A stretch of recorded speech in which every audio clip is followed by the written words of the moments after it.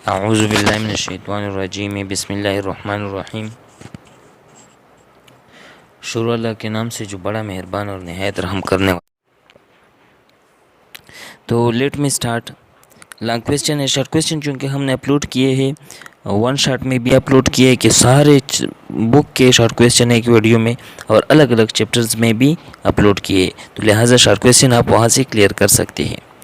So overtake of nutrition can lead to serious health.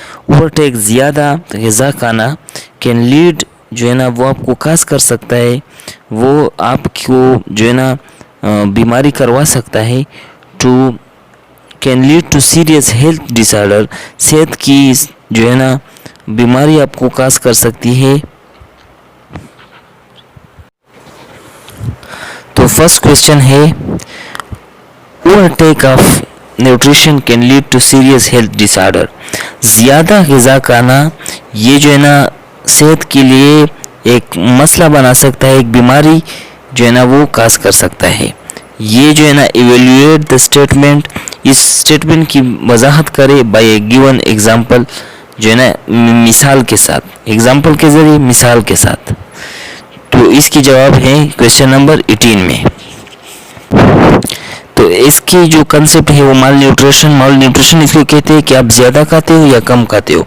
ज़्यादा खाते हो तो भी बीमारी है, कम खाते हो तब भी बीमारी होती है। लिहाजा हमें क्या करना चाहिए, बैलेंस में खाना होता चाहिए, इससे बीमारी में कम होने में जो है ना हमारे मदद होती है। और हुज़ूर नबी सल्लल्लाहु अलैहि वसल्लम ने भी यही कहा है। ओवर इनटेक ऑफ न्यूट्रिएंट्स, ज़्यादा ग़िज़ा खाना या ज़्यादा न्यूट्रिएंट्स के, क्योंकि आप खाना खाते हो तो उसमें ज़्यादा न्यूट्रिएंट्स होते हैं, तो इसकी बिना पे किया गया है। Over intake of nutrients is a form of mall nutrition, ये माल न्यूट्रिशन का फॉर्म है, माल न्यूट्रिशन की एक किस्म है। तो माल न्यूट्रिशन किसे कहते हैं, या आप खाना कम खाते हो या ज़्यादा खाते हो, इन दोनों से आपकी बीमारी होती है। इस कंसेप्ट को क्या कहते हैं, माल न्यूट्रिशन कहते हैं। इन विच मोर न्यूट्रिएंट्स आर टेकन, जिसमें ज़्यादा जो है ना ग़िज़ा अंदर ली जाती है, खाई जाती है। That the amount required for normal growth, जो नॉर्मल ग्रोथ कहते हैं बढ़ना, जिस्म का बढ़ना, ग्रोथ करना। दैट द अमाउंट रिक्वायर्ड, जो उससे ज़्यादा खाते हैं जितनी की ज़रूरत होती है। किसके लिए, नॉर्मल ग्रोथ के लिए, डेवलपमेंट के लिए, तरक्की करने के लिए। डेवलपमेंट तरक्की कहते हैं, लेकिन यहाँ पर जिस्मानी तरक्की की बात होती है। एंड मेटाबॉलिज्म और chemical reaction, all the chemical reaction that takes place in body is called metabolism. जितने भी केमिकल रिएक्शन मुंह में होते हैं, स्टमक में होते हैं, लिवर में होते हैं, जहाँ पर भी होते हैं, सेल्स में होते हैं, तो वो सारे केमिकल रिएक्शन को क्या कहते हैं, बॉडी के तौर पर मेटाबॉलिज्म कहते हैं। Over intake of nutrient cause number of health problems. Over ज़्यादा खाना आपको नंबर ऑफ हेल्थ प्रॉब्लम, मुख्तलिफ जो है ना आपको प्रॉब्लम काज करते हैं। पहला है ओबेसिटी, ओबेसिटी कहते हैं मोटापा, मोटापा। It occurs due to over intakes of carbohydrates and fats, ये मोटापा तब आते हैं जब हम कार्बोहाइड्रेट्स और फैट्स लेते हैं। क्या लेते हैं, कार्बोहाइड्रेट्स और फैट्स लेते हैं। कार्बोहाइड्रेट्स कहाँ पर होते हैं, ग्लूकोज, जितनी भी मीठी चीज़ों में होते हैं ये कार्बोहाइड्रेट्स होते हैं। आटे में भी फैट्स, ये घी में होते हैं, घी और चर्बी वाली चीज़ों में। Obesity is known as mother of diseases, इसको बीमारियों की माँ भी कहा जाता है। ओबेसिटी में suffer from hypertension, obesity people में सफ़र फ्रॉम हाइपरटेंशन, जो मोटे लोग होते हैं ओबेस पीपल होते हैं। ओबेस पीपल मोटे लोग, मोटे लोग, जो भी मोटे लोग होते हैं तो उनकी क्या बीमारी हो सकती है, हाई ब्लड प्रेशर होती है, जिसको हाइपरटेंशन कहते हैं। Liver, kidney and heart disorder, जो है ना वो लीवर की भी बीमारी हो सकती है, गुर्दे की बीमारी हो सकती है और दिल की बीमारियां भी हो सकती है। किसकी वजह से, मोटापे की वजह से। Hyper vitamins D, hyper vitamin D या विटामिनस डी। तो हाइपर कहते हैं हाई पर जहाँ पर भी देखो, हाई पर जहाँ पर भी होगा तो इसका क्या मतलब हुआ, ज़्यादा हाइपरटेंशन, ठीक है ना, ज़्यादा। और हाइपर विटामिन डी, ज़्यादा विटामिन डी। जब हम ज़्यादा it cause due to over intake of vitamin D. ये जो बीमारी हाइपर विटामिन डी, ये एक बीमारी का नाम है। ये ज़्यादा विटामिन डी जब हम लेते हैं तब होता है। Over intake of vitamin D also cause nausea, जो है ना नाजिया कहते हैं उल्टी आना के आना। फिर ठीक थकावट, ठीक है ना, थकावट, ये वोमिटिंग उल्टियाँ करना, एंड रीनल डिसऑर्डर और मैदे की बीमारियां, रीनल डिसऑर्डर, मैदे की बीमारियां, ठीक है ना। तो ये बीमारियां हमको आते हैं किसकी वजह से, विटामिन हाइपर विटामिनियस डी। अब हाइपर विटामिनियस ए, ये दूसरी बीमारी है। ये किस वजह से, जब हमारे जिस्म में विटामिन डी ज़्यादा हो जाए, विटामिन ए ज़्यादा हो जाए। ड्राई इचिंग स्किन, यानी इसमें जो स्किन होती है, स्किन जो ये स्किन मतलब ये जो ऊपर है अंगूठों पर, जो इसको लार्जेस्ट ऑर्गन भी कहते हैं, सबसे बड़ा ऑर्गन है ये हमारे पास। तो ये इसमें क्या होता है, ये खुश्क होगी और इसमें इचिंग होगी, खारिश होगी। पेनफुल स्वेलिंग ऑफ लेग्स, जो है ना, एंड हैंड्स, जो पाँव जो है ना फूलने, मतलब पाँव में फूल जाते हैं। फूलना मतलब कहते हैं कि यानी उसको कहते हैं कि पाँव का मोटा होना, बढ़ जाना, यानी उसमें ताकत नहीं होती, बस फूल जाते हैं। एंड हैंड्स, और हाथ भी फूल जाते हैं। इनलार्जमेंट ऑफ स्प्लीन, और स्प्लीन भी जो है ना वो हमारे पास क्या होती है, वो बड़ी हो जाती है। इनलार्जमेंट कहते हैं बड़ा होना, बड़ा होना। स्प्लीन भी हमारे पास बढ़ता है, किस वजह से, हाइपर विटामिनस ए की वजह से हमारे पास ये जो है ना चीज़ें होते हैं। दूसरा क्वेश्चन है, इन लिस्ट में जल्दी जल्दी पढ़ाऊंगा क्योंकि आपने एक बार टीचर से पढ़ा भी होगा, तो लिहाजा यहाँ पर जल्दी होंगे, क्योंकि लोग जो है ना वो इतना टाइम नहीं होता। तो जल्दी अगर आप सरसरी भी आपके ज़हन में आ जाए तो आपको जो है ना आसानी होगी। तो मैं इस पर्पज़ से भी कि इंसान एक बार देखे और दोबारा देखना चाहे, तब भी उसको जो है ना वो चीज़ें समझ में आए। तो मैं रिवीजन पर्पज़ से भी बनाता हूँ इसको। List down major enzyme in human digestive system, जो है ना list down major enzyme in human digestive system. आप ह्यूमन डाइजेस्टिव सिस्टम में जो एंजाइम होते हैं उनको लिखे, उनके नाम लिखे। ये जो है ना क्वेश्चन आपको लॉन्ग क्वेश्चन में आ सकते हैं, कहाँ पर, बोर्ड के पेपर्स में जो है ना ये आपके लिए आ सकते हैं। Elaborate their role in digestion, और बयान करे, वजाहत करे इसकी रूल कहते हैं काम को, फंक्शन को, इसके काम को डाइजेशन में इनका क्या काम है उनको भी आप एक्सप्लेन करें। पहले है सिलेवरी माइलेज, जिसको पेटियालिन भी कहते हैं, पेटियालिन। सिलेवरी माइलेज वो माइलेज हमारे पास एंजाइम है जो कि ग्लूकोज को डाइजेस्ट करता है। तो ये जो हमारे पास सिलाइवा में होता है, मुंह में होता है, तो इसको पेटियालिन भी कहते हैं। सिलाइवा कंटेन एंजाइम, सिलाइवा में जो सिलाइवा कहते हैं थूक जो हमारे मुंह में होता है, contain enzymes like mileage that converts starch into maltose, जो को स्टार्च को किस चीज़ में कन्वर्ट करता है, मल्टोज में कन्वर्ट करता है। स्टार्च किस चीज़ में कन्वर्ट करता है, मल्टोज में कन्वर्ट करता है।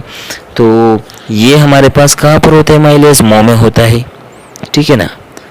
और स्टार्च जो है ना ये ग्लूकोज, और ये दोनों ग्लूकोज की फॉर्म है।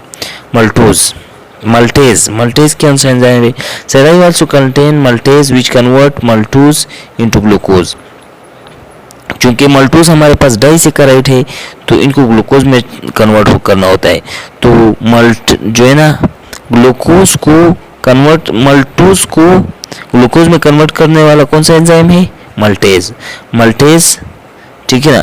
तो मल्टोज, इसके साथ मल्टेज जो है ना आपने डाला तो ये ग्लूकोज को 2 ग्लूकोज में कन्वर्ट कर देगा।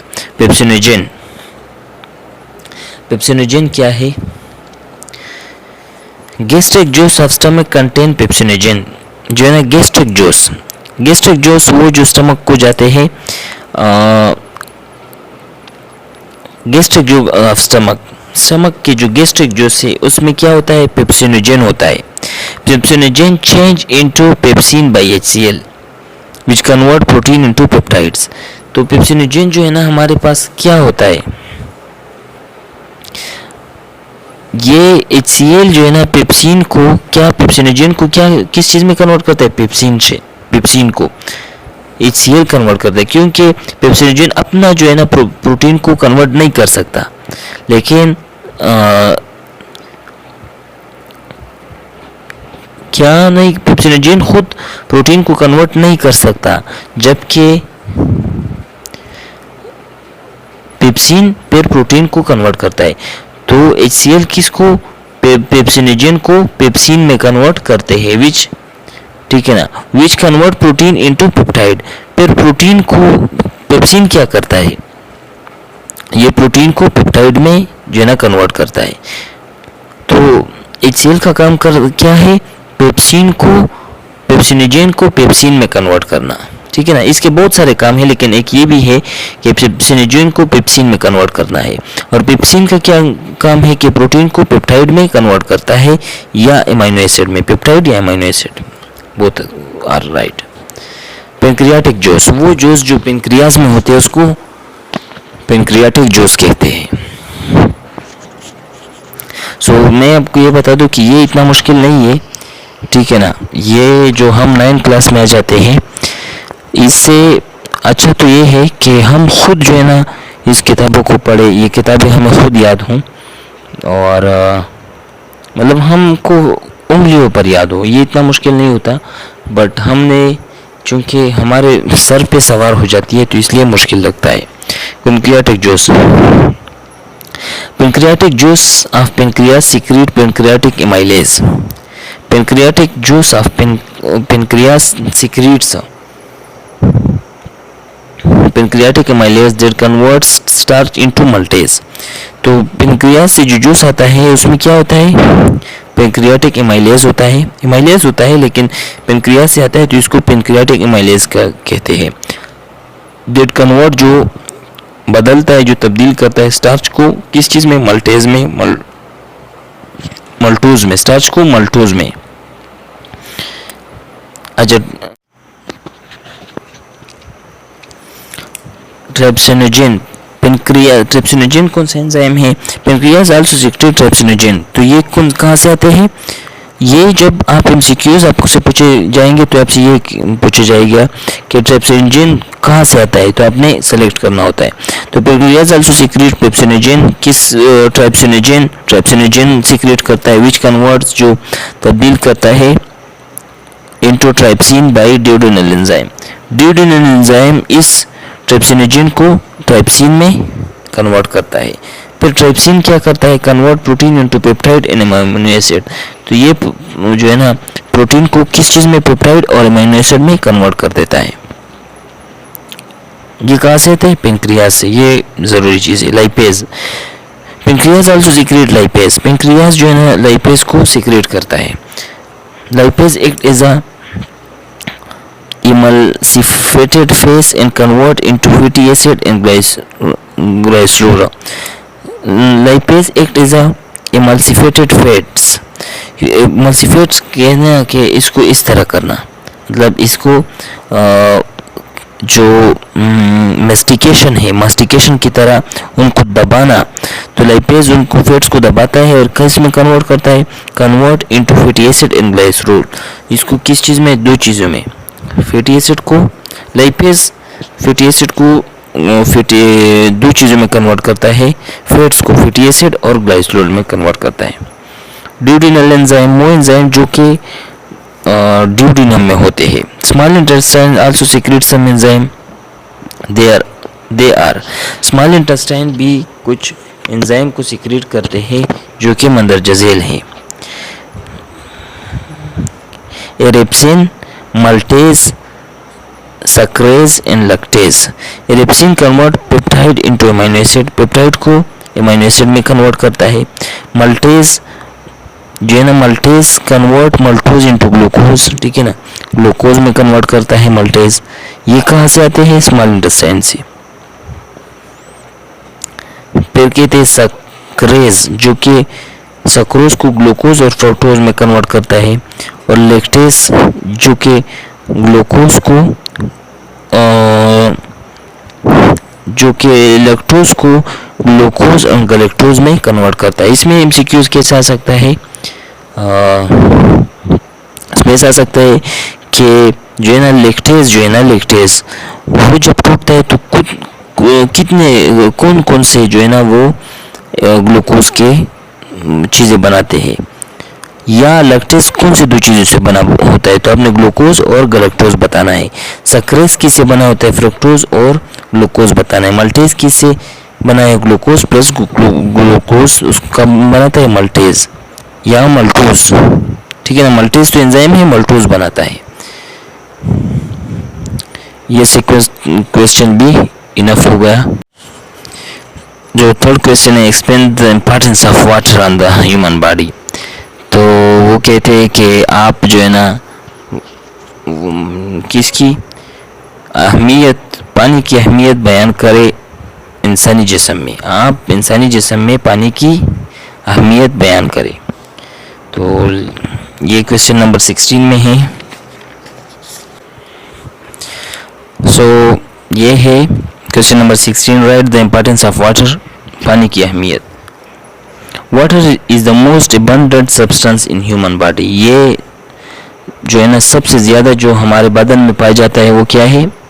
वो पानी है। और body contain 70% of water. MCQs, ये एमसीक्यूज है कि हमारे ह्यूमन बॉडी कितना पानी जो है ना उसमें होता है, तो आपने 70% लिखना है। उसका सोर्स क्या है? Daily water intake such as natural water, milk, juicy fruits and vegetables. ये हमारे जिस्म में पानी कहाँ से आता है? हम पानी पीते हैं, दूध से आता है, जूसी फ्रूट से आता है, मतलब सेब, गन्ना और ये चीज़ें से। वेजिटेबल से आता है, सब्जी से भी हमारे जिस्म में पानी आता है। इंपॉर्टेंस ऑफ वाटर, वाटर की अहमियत। What is the most solvent in generally called universal solvent. ये जो है ना सॉल्वेंट वो चीज़ होती है जो सॉल्यूट को अपने अंदर हल करती है, यानी चीनी को अपने अंदर हल करती है, यानी Cl को हल करती है। तो ये सॉल्वेंट है। और चीनी और जो नमक है ये क्या है हमारे पास? ये सॉल्यूट है। तो ये सॉल्यूट को खुद के अंदर हल करता है, इस वजह से इनको यूनिवर्सल सॉल्वेंट भी कहते हैं। मैं कुछ कंसेप्ट जो है ना छोटे छोटे वो एक्सप्लेन नहीं करूँगा क्योंकि पर बहुत ज़्यादा लंबा होगा ये चीज़। तो सॉल्वेंट और सॉल्यूट का जो है ना समझ आना या कुछ चीज़ों का समझ आना ये मतलब ज़रूरी है कि लोगों को समझ आ जाए। It dissolve many substance like sugar, salt etcetera.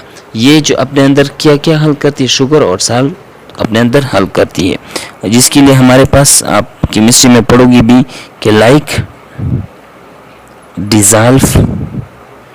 Dissolve like. तो ये हमारे पास पोलर जो है ना, पोलर वाटर पोलर है, तो ये सिर्फ अंदर अपने अंदर पोलर जो है ना कंपाउंड्स को ही हल कर पाती है, बाकी नॉन पोलर इनमें हल नहीं होते। It helps in the transport of material across the cell membrane. ये सेल मेम्ब्रेन के अंदर चीज़ों को ले जाने में मदद करती है। ये इसका पूरा कंसेप्ट है कि किस तरह करती है। Minerals are transported from roots to leave through water. Minerals जो है ना ट्रांसपोर्ट होते हैं कहाँ से? रूट्स से लीव्स तक। हाँ बिल्कुल, जो लीव्स बढ़ते हैं तो ये क्यों बढ़ते हैं? क्योंकि ये खुराक हासिल करते हैं कहाँ से? रूट्स से। रूट्स किस चीज़ के ज़रिए लीव्स तक पानी को पहुंचाता है, खुराक को पहुंचाता है? वो है मिनरल। मिनरल्स उनका खुराक होता है प्लांट्स का, तो वो पहुंचाता है पानी के ज़रिए। It provides hydrogen for making glucose during photosynthesis. जो ये हाइड्रोजन, अच्छा फोटोसिंथेसिस में जो हाइड्रोजन जाता है ग्लूकोज को, वो जो है ना किस चीज़ का होता है, किस चीज़ का होता है, वो वाटर का होता है। मैं एग्जांपल देता हूँ, क्योंकि ये मैं इसको एज अ लेक्चर नहीं, मैं इसको एज अ रिवीजन इस्तेमाल करता हूँ, तो मैं ज़्यादा एक्सप्लेनेशन की तरफ नहीं जा सकता। फॉर एग्जांपल ये हम लिखते हैं, सारा तो नहीं लिख सकते सारा रिएक्शन, तो मैं सिर्फ ग्लूकोज, हाँ चलो लिख देते हैं CO2 plus H2O equal to C6H12O6 plus O2 water, इसमें ऐसी चीज़ है। तो ये जो हाइड्रोजन है ये कहाँ से आता है, ये वाटर से आता है, जबकि बाहर इसके हाइड्रोजन के H12 है, तो ये इम्पॉसिबल है जो है ना ग्लूकोज का बनना। ग्लूकोज नहीं बनेगा तो हमारा ज़िंदगी भी इम्पॉसिबल है। वाटर रेगुलेट्स बॉडी टेम्परेचर, ये बॉडी टेम्परेचर को रेगुलेट करता है। It observe and release heat very slowly, body temperature को जो है ना वो क्या करता है, रेगुलेट करता है। हमारा बॉडी गर्म हो जाता है ज़्यादा तो पसीना निकल आता है, जिसकी वजह से हमारी बॉडी ठंडी हो जाती है। It observe and release heat very slowly, ये हीट को लेती भी मुश्किल से है और जाने भी मुश्किल से देती है। It help the removal of nitrogenous waste and toxic material from the body, ये मदद देती है कि बॉडी से नाइट्रोजनियस वेस्ट और जहरीली चीज़ें बाहर निकाले। वो जो है ना हमारे बॉडी से वेस्ट इसके ज़रिए निकलता है। Water acts as a reactant in many metabolic reactions e.g. In hydrolysis reaction, तो ये वाटर में ये एक रिएक्टेंट भी काम करता है मुख्तलिफ मेटाबॉलिक रिएक्शन में, जैसे कि हाइड्रोलिसिस में रिएक्शन में। तो हाइड्रोलिसिस रिएक्शंस में बहुत सारे हाइड्रोलिसिस रिएक्शन होते हैं, तो ये इसमें एक एज अ रिएक्टेंट होता है। Water also act as a lubricating medium, ये एक लब्रिकेटिंग मीडियम भी होता है, जैसे चीज़ों को ये लब्रिकेट करता है, स्मूथ करता है, हमवार करता है। जैसे अक्सर हम कहते हैं कि मेरा गला खारिश करता है, तो हम कहते हैं पानी पी लो, तो उससे खारिश ख़त्म हो जाती है। ये चीज़ों को हमवार करता है, नहाती भी है ताकि गम हमारे जिस्म से जरासीम ख़त्म हो जाए। It is the major part of mucus and other lubricating fluid, तो ये म्यूकस में भी होता है और अदर लब्रिकेटिंग फ्लूइड्स में भी होता है। ये मतलब बहुत सारे चीज़ों में ये होता है। अच्छा, क्वेश्चन नंबर 4 है, क्वेश्चन नंबर 3 ख़त्म हो गया। Explain the rule of oral cavity in pharynx in the digestive system.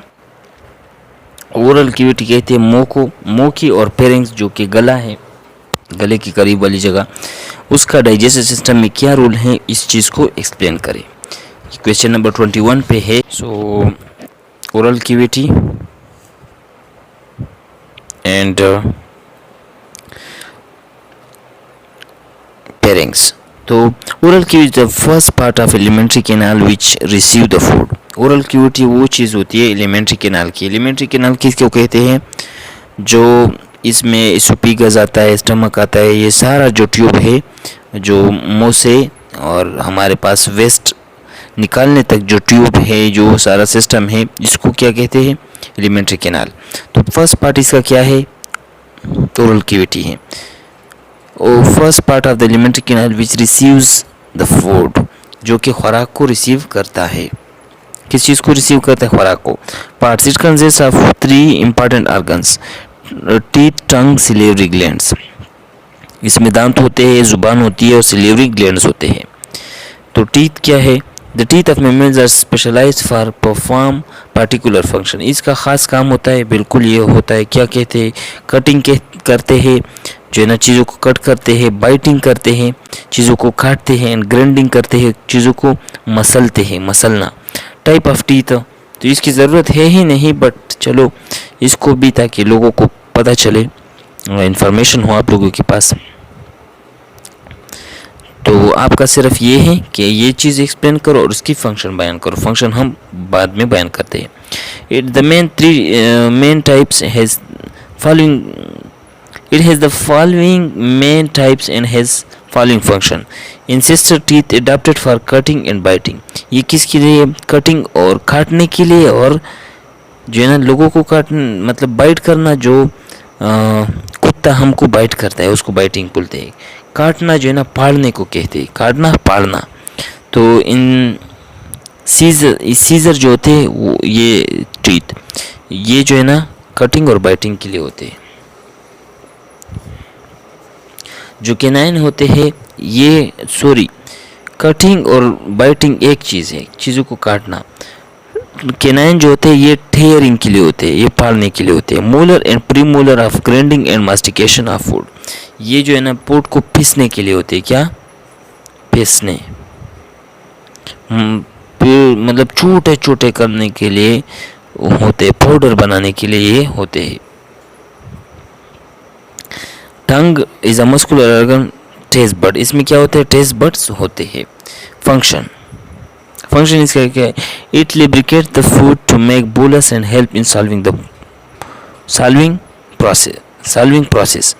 ये खुराक को बोलस में कन्वर्ट करता है। बोलस किसे कहते हैं, ये जो है ना जो खुराक जो मुंह में बन जाता है एक गोले की तरह, गोल, ठीक है ना, जो गोल बन जाता है इसको बोलस कहते हैं, और सॉल्व करने में भी मदद देती है।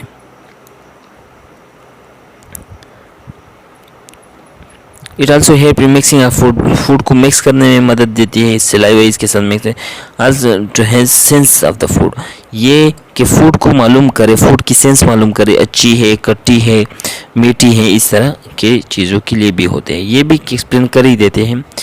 The glands present in oral cavity which secrete saliva are called salivary glands. वो ग्लैंड्स जो सलाइवा को सीक्रेट करते हैं उसको हम क्या कहते हैं, सिलिवरी ग्लैंड कहते हैं।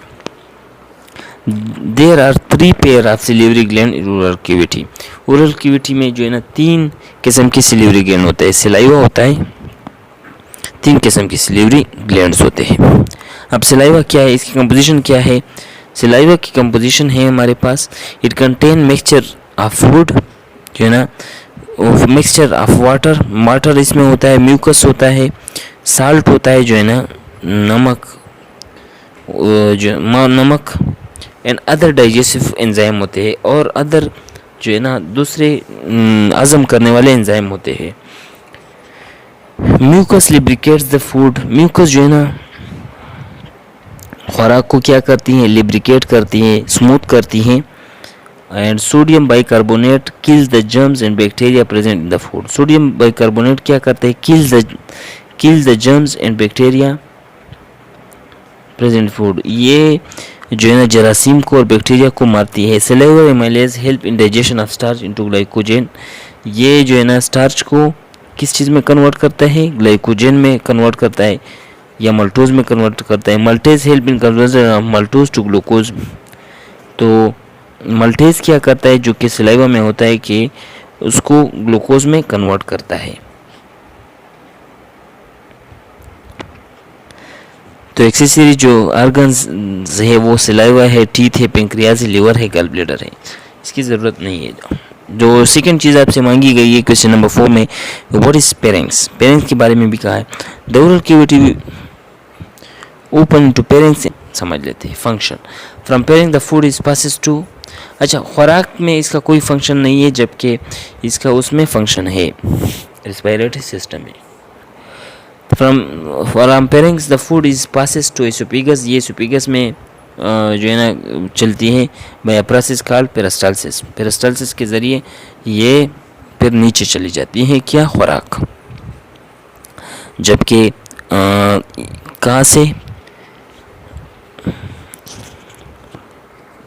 ये कहाँ से आता है, the food is passes to oesophagus by process called peristalsis, peristalsis के ज़रिए ये फूड कहा जाता है एसोफेगस को, जिसके लिए मैंने ये फार्मूला not today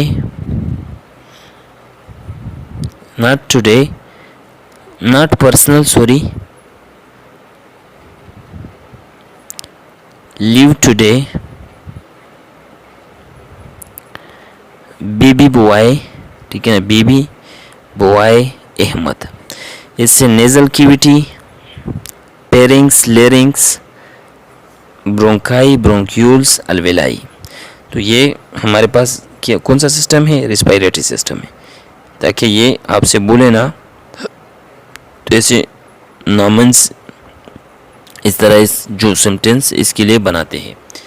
तो ये चौथा क्वेश्चन भी ख़त्म हुआ। सो क्वेश्चन नंबर 4 ख़त्म हुआ। क्वेश्चन नंबर 5 है structure of Wallace including the rules of capillaries and lacteals. तो वेलस की स्ट्रक्चर मतलब एक वेलस एक को कहते हैं, विली ज़्यादा को कहते हैं, including rules of capillaries and lacteals, और इनके रूल्स भी आप बताएं। The inner leaning of small intestine has many folds. जो इनर लीनिंग है, जो inner leaning of small intestines के ज़्यादा फोल्ड्स होते हैं। This folds have millions of finger like projection. तो इस फोल्ड में मिलियंस के तौर पर मतलब फिंगर उंगलियों की तरह प्रोजेक्शंस होते हैं, जैसे कि ये हाथ है, मतलब इस तरह प्रोजेक्शंस। अब मैं बना भी देता हूँ यहाँ पर के इसी तरह प्रोजेक्शंस होते हैं। तो इसको क्या कहते हैं? विली। ये कहाँ पर होते हैं? स्मॉल इंटेस्टाइन में। The outer epithelium of each, ये जो outer epithelium of each villus is made of single layer of cell. तो ये जो सेल होते हैं ना, ये लेयर, ये सिंगल से लेयर से बने होते हैं। क्यों? क्योंकि इसमें ऑब्जर्वेशन सिंगल लेयर होती है ताकि ऑब्जर्वेशन इसमें ज़्यादा हो। Microvilli. The epithelium of villi also contain microscopic projection called microvilli। जो एपिथेलियम विली है, यहाँ पर हमने एक्सप्लेन भी किया, तो शायद वो वीडियो में नहीं आया। तो ये विली है, विली फॉर एग्जांपल ये विली है, तो इस पे और ज़्यादा छोटे छोटे प्रोजेक्शन के होते हैं। इसको क्या कहते हैं? हमारे पास माइक्रोविली कहते हैं। ये किससे बने होते हैं? सिंगल लेयर से बने होते हैं। The microvilli greatly increase the surface area of a vellus। Wallace singular है, तो ये एक वेलस के सरफेस एरिया को ज़्यादा बढ़ाता है। क्या? Microvilli. Inside villus there are blood capillaries and small lymphatic vessel called lacteal. Blood capillaries में, वेलस में क्या होता है? Blood capillaries small lymphatic vessel होते हैं, इसको क्या कहते हैं? लेक्टियल कहते हैं। ड्यूरिंग एब्जॉर्प्शन द शुगर, और एब्जॉर्प्शन के वक्त the simple sugar, amino acid, vitamins, minerals and water into the blood capillary in the villi. तो एब्जॉर्प्शन में क्या होता है? ये जो विली है ये किस चीज़ को ऑब्जर्व करता है?